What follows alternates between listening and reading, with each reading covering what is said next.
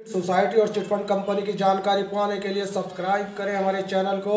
साथ के साथ हमारी बेल आइकन का बटन दबाएं ताकि हमारे द्वारा बनाई गई हर एक लेटेस्ट वीडियो पहुंचे सबसे पहले आपके पास।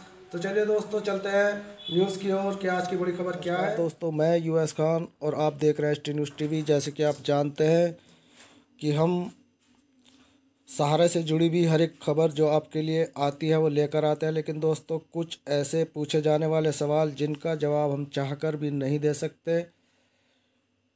दोस्तों, हम नहीं चाहते कि निवेशक अपने पैसे को लेकर और ज़्यादा मायूस हों। लेकिन फिर भी दोस्तों, जब बात बन आती है कुछ ऐसे सवालों की, सहारा इंडिया का क्या फ़ैसला हुआ। जी हाँ दोस्तों, ये एक अपने आप में इतना बड़ा सवाल है कि इसका जवाब हम चाहकर भी नहीं देते। लेकिन दोस्तों, जब अपनी किसी इज्जत बेइज्जती पर आ बनती है तो ये आपको बताना हमारा अनिवार्य हो जाता है कि आखिर सहारा इंडिया और सेबी का जो 36 का आंकड़ा है वो कहाँ तक चल रहा है और क्या हो रहा है। तो दोस्तों,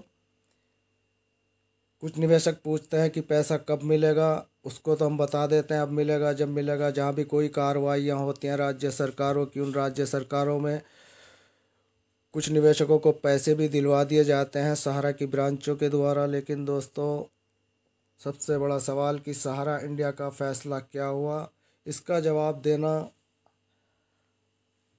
हमें आता है। लेकिन निवेशकों के मन में अपने पैसे को लेकर गंभीरता बन जाएगी कि आखिर उनका पैसा कब मिलेगा। तो दोस्तों, फिर भी आज हम सहारा इंडिया का क्या फ़ैसला हुआ ये भी हम आपको बताएंगे और क्या चल रहा है ये भी आपको बताएंगे।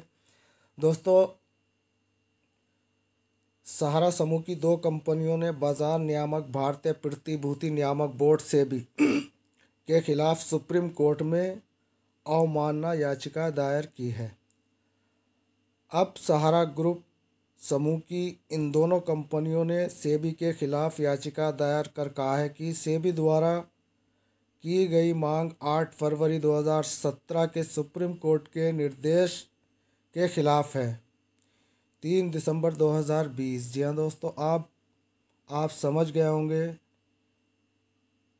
कि किस तरीके से सहारा और सेबी एक दूसरे पर आरोप प्रति आरोप लगाकर निवेशकों के पैसे मिलने में एक लंबा विलंब यहाँ पर डाल रहे हैं और यही चल रहा है। लेकिन दोस्तों, जहाँ पर प्रशासन एक अच्छी कार्रवाई करता है वहाँ पर इन लोगों से पैसा भी निकाल लिया जाता है। यानी कि सहारा की ब्रांचों से पैसा भी निवेशकों को दिलवाया जा रहा है और वहाँ पर जो संपत्तियाँ हैं उनकी बेचकर भी प्रशासन उनका पैसा दे रहा है। लेकिन दोस्तों, इस वक्त हालात ये है कि हम बात किसी एक प्रदेश की नहीं, ये पूरे भारतवर्ष की है और भारतवर्ष के किसी भी कोने में कोई न्यूज़ आती है वो हम आप तक लेकर आते हैं। लेकिन दोस्तों, हमें फिर भी निवेशक कहते हैं कि आप फेक न्यूज़ डालते हैं। तो दोस्तों, हमारे पास जो भी सूचना जो भी होती है, हमें जानकारी, वो हम जानते हैं कि क्या मैटर चल रहा है। कंपनी सहारा और सेबी ये एक ऐसा 36 का आंकड़ा है दोस्तों जिसमें निवेशक अपने पैसे को लेकर यहाँ पर एक दशक हो चुका और परेशान है। जी हाँ दोस्तों, 2010 और 11 से कंपनी में निवेशक अपने पैसे को लेकर परेशान हैं। जिनकी मैच्योरिटियाँ भी पूरी हो गई थी, जिनकी चल रही थी, सब यहाँ पर एक ही प्लेटफार्म पर हैं और सब एक दूसरे के मुंह को देख रहे हैं कि इंसाफ कहाँ से मिलेगा। तो दोस्तों, इस वक्त सहारा और सेबी के इस 36 के आंकड़े में निवेशकों के सामने पैसे की समस्या ना तो सहारा अपने हाथ से दे रहा है, ना सेबी विभाग रिफंड प्रक्रिया का कोई इस तरीके से प्रोसीजर चला रही है कि सभी निवेशकों को पैसा मिल जाए, चाहे वो क्यू शॉप के हों या इन दो इकाइयों को जो प्रतिबंध किया था उन दोनों इकाई के हों। तो मामला दोस्तों बहुत उलझा हुआ है। हम इन सवालों का जवाब तो दे दें, लेकिन सहारा के पीड़ित निवेशकों पर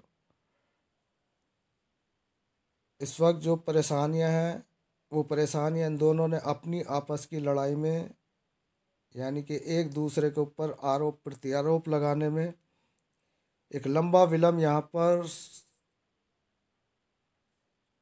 कानूनी प्रक्रिया का चल रहा है और इस कानूनी प्रक्रिया में निवेशक फंस के रह गया है। तो दोस्तों आज हम वीडियो इसीलिए आपके लिए हमने बनाई थी, क्योंकि अक्सर हमसे पूछे जाते हैं सवाल कि हमारा पैसा कब मिलेगा, मैं फला जगह से हूँ, उस स्टेट से हूँ। तो दोस्तों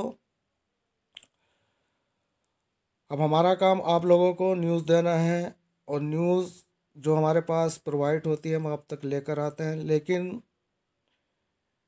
मैटर क्या है ये आप समझ गए होंगे कि सहारा और सेबी के जो मैटर चल रहा है इसमें निवेशकों का कहीं से कहीं तक पैसे मिलने का कोई प्रोसीजर हमें दूर तक नज़र नहीं आता।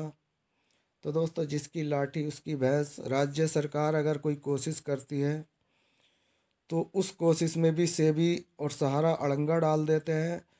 प्रशासन कोई ज़मीन बेचता है तो प्रशासन की ज़मीन के बेचने के तरीके को कहते हैं कि आपने, यानी कि सुब्रत राय कहती हैं आपने हमारी ज़मीन इतने सस्ते में क्यों बेच दी।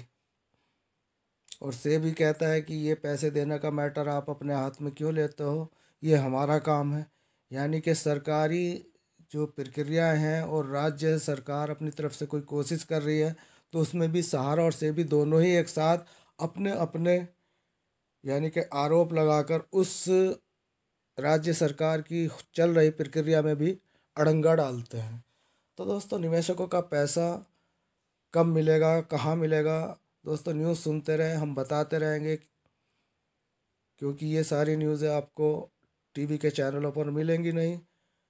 जो भी यहाँ पर कार्रवाइयाँ होती हैं वेबसाइटों से वो आपके पास पहुँच जाती है, हम लोग आपकी सेवा में उपस्थित हैं। तो दोस्तों आज हम सहारा के निवेशकों को ये वीडियो इसीलिए बनाई कि सहारा के निवेशक पूछते हैं कि सहारा के केस स्टेटस में क्या हुआ। तो दोस्तों एक बहुत बड़ा अपने आप में सवाल है। सहारा और सेबी के बीच में निवेशकों का जो हाल है वो हम जानते हैं। तो ठीक है दोस्तों, मिलते हैं फिर किसी अच्छी नई जानकारी के साथ, तब तक के लिए धन्यवाद।